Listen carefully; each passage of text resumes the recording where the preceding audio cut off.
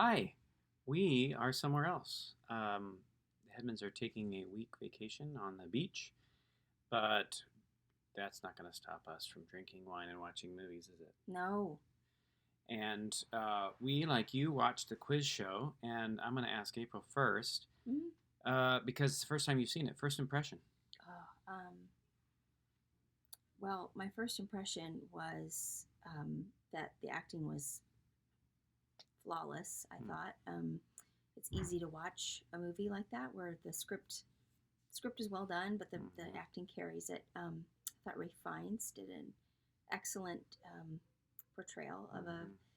an you know old intellectual family youth, and um, I wanted to. I mean, I cared. I cared about the whole thing. I cared about the outcome. I cared Yeah. about what happened to Herb Stemple, even though he's crazy. I think that a movie that can make you care has done a good job.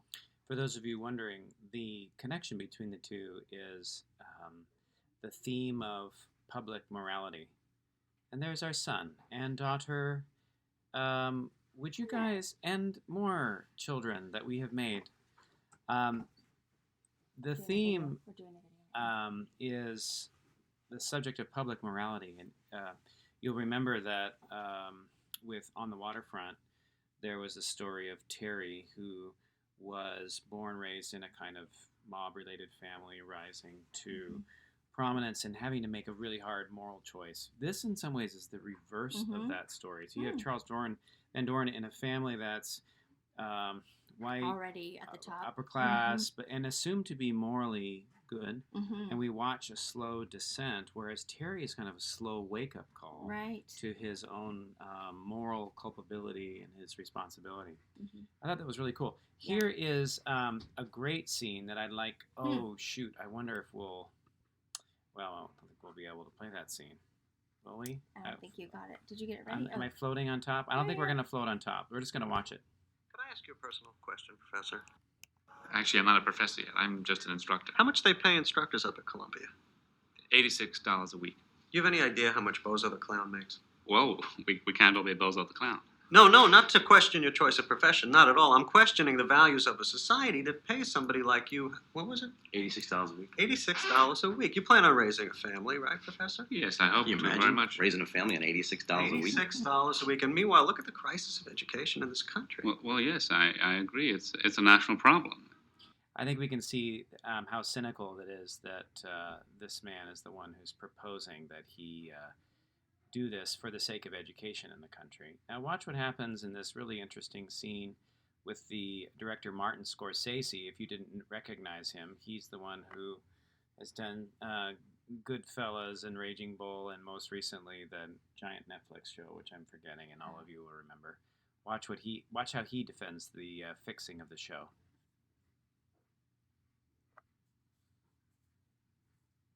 Assuming it comes on here. Here we go. But corporations, they never forget. He's not that stupid. He knows he's through. No, he'll be back. NBC's going to go on. Geritol's going to go on. Makes me wonder what you hope to accomplish with all this. Don't worry, I'm just getting started. Even the quiz shows will be back. Why fix them? Think about it. You could do exactly the same thing by just making the questions easier. See, the audience didn't tune in to watch some amazing display of intellectual ability. They just wanted to watch the money. Imagine. Now, that's an interesting argument, and like you, April, I'm not sure it's correct, but it is a very cynical take on what the public wants, right? Mm-hmm. Let the networks show what they're going to show, so long as money is being dropped. The sponsoring companies will take the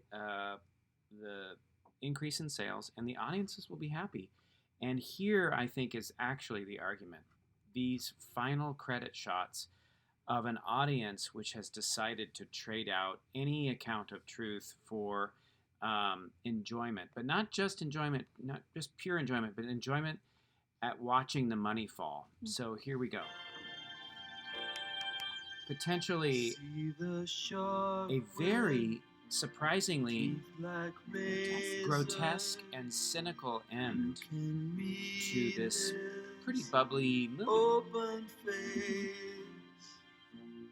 And McHeath, he's got a knife. So there's April and Nathan up in the top frame. And I think what Robert Redford has is a kind of elegy to the possibility of TV as a public trust.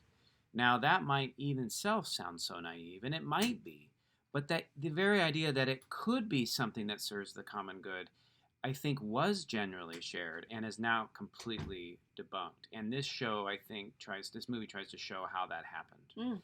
All right, what do we drink?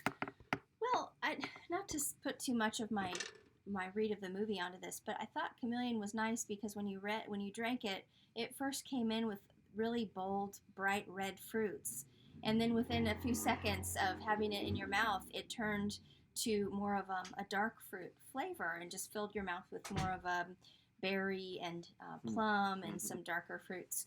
I'm not sure if that's why it was named Chameleon or not, but it definitely did have a change in flavor from the beginning to the end. And I wonder if we could track that a little bit along with how we really wanted to care about Charles Van Doren, but he was making maybe some bad decisions and kind of turning from one kind of a person to another, maybe. You haven't read it yet, but Jay had a very interesting response to the wine I think you should comment on, because it does have a similar kind of sneaky reading, but maybe the opposite of what you just said. I'm not quite sure. I have to remind myself. So this next week, I'm excited to announce our next movie. I have to kind of pull it up here. There it is. We will be watching the 2002 sleeper called About Schmidt. Jack Nicholson turns in a performance very unlike almost anything. In fact, everything I've seen him in. This is a much different kind of movie. Now, it is rated R, and for a few very quick and I think not gratuitous moments, you'll see why, but nothing too shabby. And what will we be drinking? Well, I think we'll drink a dry Sauvignon Blanc, something crisp and refreshing for summer, but not something very sweet. So we're going to drink Angeline Sauvignon Blanc Reserve 2017. It's in stock at Total Wine & More for $13.99. Angeline. And I'll put it up on the website so you can find the label at your local Total Wine.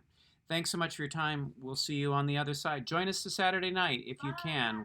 Will we be there? We won't be there. We won't be there. Never mind. No Saturday night performance. We'll see you and hear about your comments about the movie next week. See you later.